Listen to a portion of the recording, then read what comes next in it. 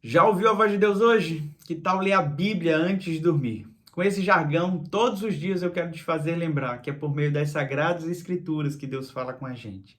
Se você quer direcionamento, se você tem decisões importantes para tomar, se você precisa de sabedoria, este texto sagrado tem muito para falar contigo, pois ele é lâmpada para os nossos pés e luz para o nosso caminho.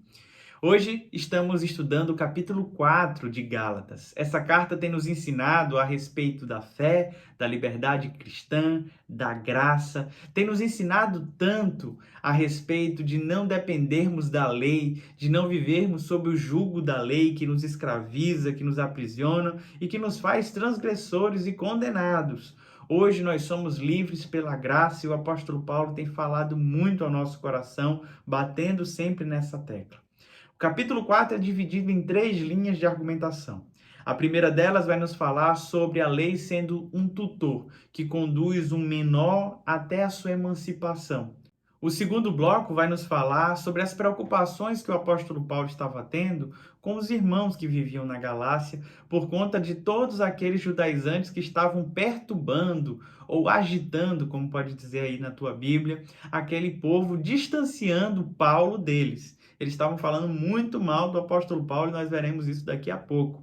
E por fim, ele traz uma analogia a respeito de Sara e Agar sendo representantes da antiga e nova aliança.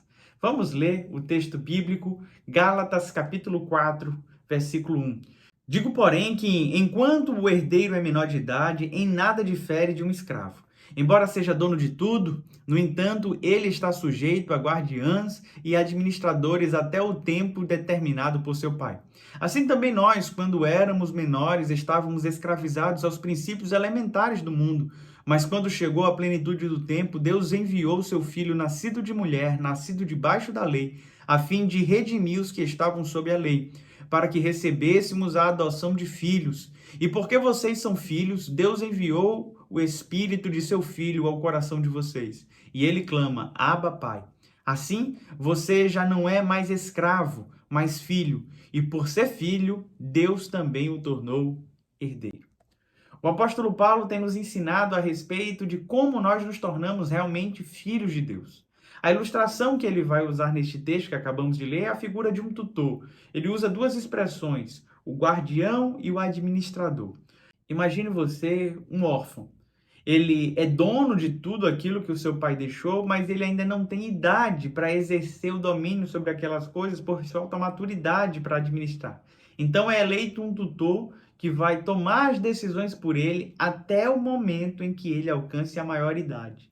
Esta é a analogia de Paulo. Ele faz três analogias muito importantes a respeito da tutela da lei no livro de Gálatas. A primeira é como se um carcereiro tivesse administrando os presos. Então a lei seria aquela responsável por trazer ordem a todos os rebeldes, a todos os presos. A segunda imagem é a imagem do aio, que seria um escravo responsável por educar os filhos do patrão.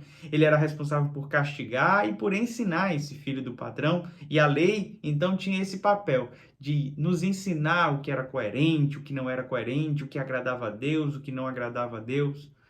Mas ele termina estas três analogias trazendo então a figura desse tutor, dizendo que há um momento em que nós abandonamos.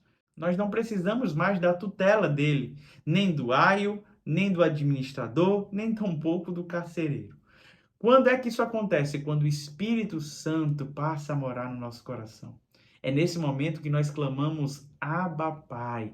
Abba é a expressão de uma criança aprendendo a falar a palavra papai. O Espírito Santo nos torna, então, participantes da família de Deus. E se somos filhos de Deus, somos herdeiros. Essa palavra é tão importante.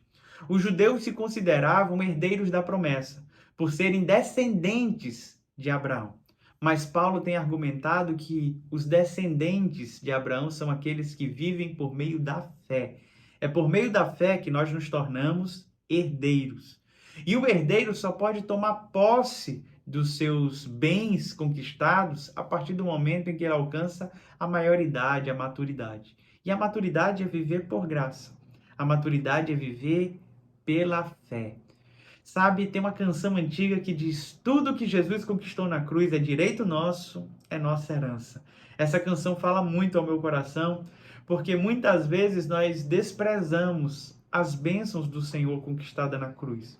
Nós desprezamos o perdão, nós desprezamos o livre acesso ao Pai, nós desprezamos a graça salvadora e tentamos reconstruir tudo isso na força do nosso braço, achando que sendo bonzinhos, fazendo boas obras, ou até mesmo guardando dias especiais, ou seguindo um monte de leis, isso vai agradar a Deus e vai nos trazer salvação. Não, nós precisamos herdar aquilo que o Senhor deixou para a gente como conquista. E a cruz do Calvário decretou vitória final sobre todas as coisas. O escrito de dívida foi rasgado. Eu e você somos livres para herdar tudo que Jesus conquistou na cruz. A partir do verso 8, então, o apóstolo Paulo traz as suas preocupações com relação a essa igreja. E ele vai nos falar que o desejo deles era que aqueles irmãos se tornassem como ele, porque ele se tornou como os irmãos. Olha a lógica. Ele era judeu, fariseu, zeloso. Ele abre mão de todas as práticas da lei, mesmo sendo judeu, para se tornar como um gentil. E ele está dizendo: por que vocês agora estão querendo se tornar como eu era, se eu me tornei como vocês são?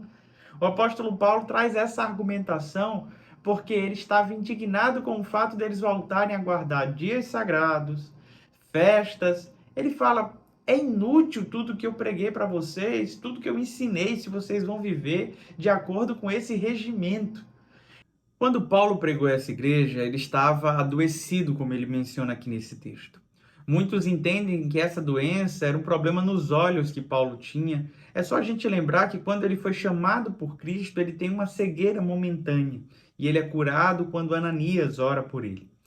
Diante desse fato, muitos alegam que ele ficou com uma sequela, com uma doença em seus olhos. Esse texto faz menção a esse possível problema de Paulo quando ele chega a alegar que os membros dali da região da Galácia queriam arrancar os próprios olhos e dar a Paulo, mostrando a intimidade, o amor que ele tinha com aqueles irmãos, que era uma via de mão dupla. Mas agora que ele estava distante, esses perturbadores, os judaizantes, estavam fazendo de tudo para queimar o filme de Paulo, distanciando, isolando ele daqueles irmãos. E eles trabalham três argumentos. O primeiro: Paulo não era autorizado a pregar esse evangelho pela igreja de Jerusalém. Lá no capítulo 1 e capítulo 2, ele deixa claro que foi autorizado, sim. Ele é autorizado a pregar aos gentios. Ele é o pregador dos gentios, enquanto Pedro estava anunciando estas verdades ao povo judeu. Segundo, que ele tinha brigado com o apóstolo Pedro e mediante essa briga ele estava meio que sendo um rebelde. E Paulo dá a sua versão dessa briga no capítulo 2, como nós estudamos. E por fim, eles vão dizer que o apóstolo Paulo, antes de pregar este evangelho da graça, da justificação por meio da fé, pregou o evangelho da circuncisão. E o apóstolo Paulo destrói todos esses argumentos ao longo da sua carta. Ele está tão chateado, tão indignado com essa postura daqueles irmãos, que ele diz: eu estou me tornando inimigo de vocês por falar a verdade. É por conta da sinceridade que a gente está discutindo. E ele termina no verso 20 dizendo: eu queria estar agora com vocês para mudar o meu tom de voz, porque eu estou perplexo. O apóstolo Paulo estava indignado, mas ele não queria perder o tom por conta da amizade, do amor que ele tinha por aquela igreja. Talvez isso tenha deixado ele tão indignado e ele quer fazer com que rapidamente essas pessoas encontrem novamente o rumo. E então, diante dessa indignação, no auge da indignação, ele traz uma analogia bem difícil. Sara e Agar representam duas alianças. Sara representa a aliança da graça, da fé. Ela é quem vai gerar o filho da promessa. Enquanto Agar, a escrava, representa a lei. O filho da lei de maneira nenhuma herdará com o filho da promessa, é o que diz o apóstolo Paulo. E ele faz questão de citar o texto do Antigo Testamento, onde Abraão expulsa do convívio familiar Agar e seu filho. E no que é que essa história que aconteceu no Antigo Testamento traz luz para os dias de hoje? Que aquele que vive pela lei, de maneira nenhuma herdará as bênçãos daquele que vive pela fé. A graça de Cristo Jesus nos alcança a partir do momento em que nós vivemos de acordo com a fé. porque a fé é o que nos torna filhos de Deus. A lei nos torna transgressores, pecadores. É fácil de entender isso. Nós não vivemos mais sobre o jugo da lei, vivemos sobre o jugo da graça, da fé. E é difícil, sempre que eu toco nesse assunto é muito difícil, porque muitos já partem para a libertinagem, pensam que é um mundo sem regras, pensam que é uma anomia total, e não é nada disso. O Espírito Santo conduz a vida daqueles que foram adotados como filhos de Deus. E sim, temos restrições, sim, tem coisas que não nos convêm, só que nós não somos mais escravos. Nós não estamos mais dominados por coisa alguma. Nós vivemos em liberdade. A minha oração no dia de hoje é que você possa deixar o jugo da lei de lado e viver comandado pelo Espírito Santo.